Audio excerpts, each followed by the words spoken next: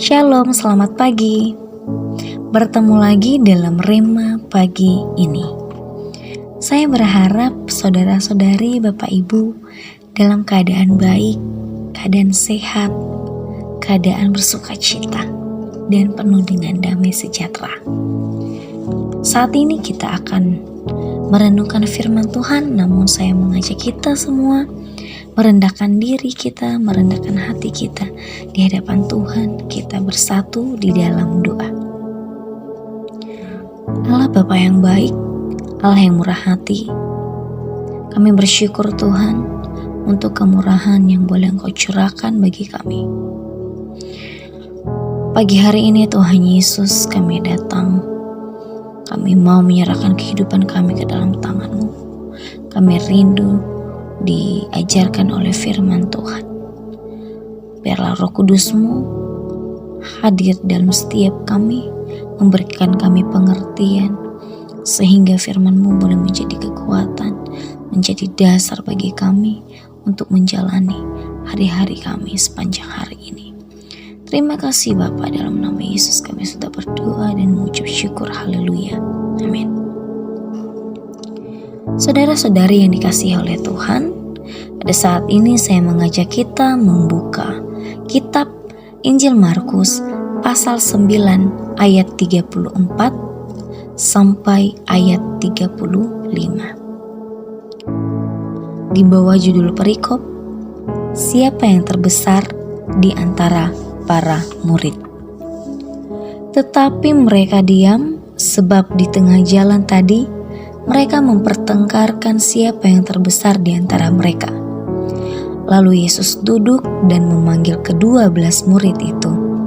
Katanya kepada mereka, "Jika seseorang ingin menjadi yang terdahulu, hendaklah ia menjadi yang terakhir dari semuanya dan pelayan dari semuanya." Sejauh demikian pembacaan firman Tuhan. Saudara-saudari yang dikasihi oleh Tuhan, dalam nats firman yang sudah kita baca, saya mengangkat satu tema, yaitu tidak mengejar keutamaan diri. Tidak mengejar keutamaan diri. Ketika melihat ke dalam ayat 34, ini sedang menjelaskan mengenai perdebatan para murid tentang siapa yang terbesar di antara mereka. Siapa yang tertinggi di antara mereka? Siapa yang paling hebat di antara mereka? Di sini menjadi satu perdebatan di antara ke-12 murid. Tentu sebenarnya tersirat bahwa semuanya menginginkan posisi yang baik, semuanya menginginkan menjadi seorang pemimpin, semuanya menginginkan supaya mereka berada dalam posisi yang sangat baik di hadapan Tuhan Yesus. Tapi apa responnya Tuhan Yesus pada saat itu? Kita lihat dalam ayat ke-35. Yesus mengatakan bahwa orang yang selalu mengutamakan kepentingan dirinya sendiri akan menjadi yang terakhir. Nah, mari kita menarik dalam kehidupan setiap umat manusia. Ketika melihat setiap orang, jujur kita harus mengakui bahwa tidak dapat melepaskan diri dari ego yang ada.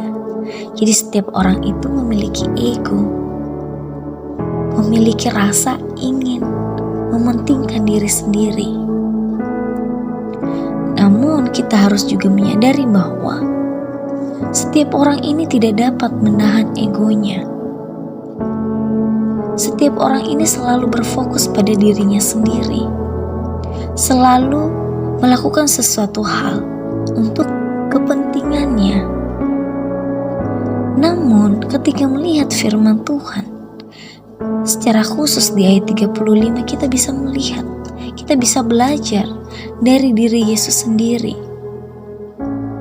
Tuhan Yesus datang mengambil rupa seperti manusia. Dia mengabaikan dirinya sendiri demi kepentingan umat manusia. Di dalam ayat ini tidak mengejar keutamaan diri. Artinya kita diajarkan bagaimana sebenarnya membentuk dan membangun diri kita untuk tidak berpusat pada kepentingan diri sendiri. Kita diajar, mari kita melihat sekitar kita. Mari kita melihat lingkungan kita. Jangan menutup mata terhadap lingkungan yang memang sedang membutuhkan kehadiran kita. Jadi, pada firman Tuhan ini bukan berarti kita tidak boleh memikirkan diri sendiri. Yang ditekankan, kita tidak boleh hanya mengutamakan diri, memfokuskan pada diri kita tentang segala sesuatu. Firman Tuhan mengajarkan kita pada hari ini dalam 3 poin.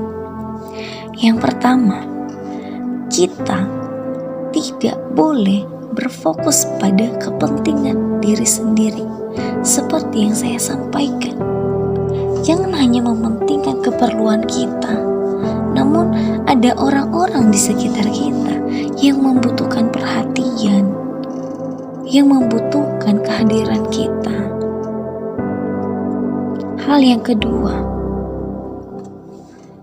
firman Tuhan pada saat ini menghimbau, bahkan memberikan satu perintah supaya kita ini bisa mengolah pemikiran, melihat di sekitar kita, lingkungan kita sedang membutuhkan bantuan kita. Seperti orang tua kita membutuhkan kita membantu pekerjaan rumah misalnya. Seperti di dalam kantor, ada rekan kerja yang memang benar-benar merasa buntu, tidak tahu lagi jalan keluar tentang pekerjaannya, yang kebetulan kita punya ahli di bagian itu, maka bantulah. Jangan hanya memikirkan, saya harus segera menyelesaikan tugas dan pulang dengan santai. Saya tidak mau mempedulikan orang lain, karena suatu waktu pun kita akan membutuhkan orang lain. Nah, dalam kebenaran firman Tuhan ini, kita diajarkan untuk tidak mengejar keutamaan diri. Kita diajarkan untuk tidak selalu mementingkan kepentingan diri. Karena pada akhirnya firman Tuhan mengatakan akan menjadi yang terakhir.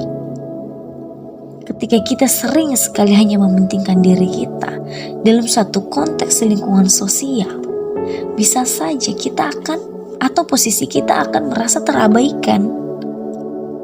Karena ketika berfokus hanya pada diri sendiri, artinya akan membatasi kita dalam lingkungan pertemanan, lingkungan pergaulan, yang pada akhirnya membuat kita tinggal sendiri, atau yang pada akhirnya membuat kita tidak disenangi oleh orang.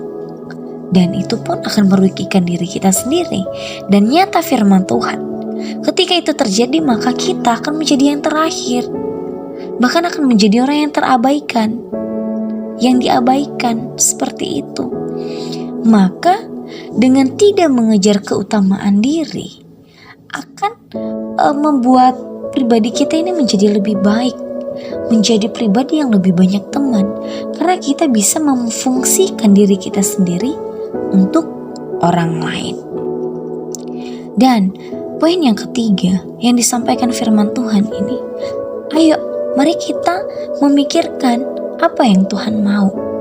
Dengan memikirkan apa yang Tuhan mau, apa yang Tuhan kehendaki untuk kita lakukan, akan menghasilkan tindakan kita yang tidak akan selalu mengejar keutamaan diri. Ya, jadi benar-benar firman Tuhan ini mengajar kita untuk dapat menekan ego. Karena ego ini adalah berbenturan pada diri kita sendiri, berlawanan pada diri kita sendiri. Namun kita jangan lemah.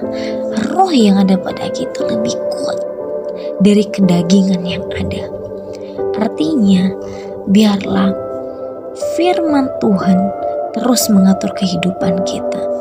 Biarlah Roh Kudus memberikan penerangan dalam hati kita untuk senantiasa membatasi diri untuk tidak mengejar keutamaan diri atau lebih berpusat pada keegoisan diri. Bukan berarti mengabaikan diri sendiri ya, perlu kita mengurus diri. Namun pada hal-hal tertentu tadi, seperti mengabaikan hal-hal yang di sekitar itu juga perlu diperhatikan kembali. Jadi saudara-saudari yang dikasihi oleh Tuhan, bela firman ini boleh menjadi kekuatan bagi kita sepanjang hari yang akan kita jalani. Kita bersatu dalam doa. Bapa yang baik dan murah hati, kami bersyukur untuk kasih dan setia-Mu ya Tuhan. Pada saat ini kami boleh bersama-sama belajar dari firman Tuhan. Bagaimana kami diajarkan untuk tidak mementingkan diri kami sendiri, mengejar keutamaan diri kami. Namun kami boleh belajar bagaimana merendahkan hati kami dan memperhatikan kebutuhan orang lain di sekitar kami. Bahkan kami boleh belajar bagaimana kami bertindak memikirkan apa yang Tuhan kehendaki untuk kami lakukan. Terima kasih Bapa, kami serahkan kehidupan kami sepanjang hari ini ke dalam tangan Tuhan. Dalam nama Yesus kami berdoa dan mengucap syukur, haleluya, amin. Saudara-saudari Rema yang dikasihi oleh Tuhan, sekian firman yang boleh saya bagikan bagi kita. Sampai bertemu kembali dalam Rema selanjutnya. Tuhan Yesus memberkati. Shalom.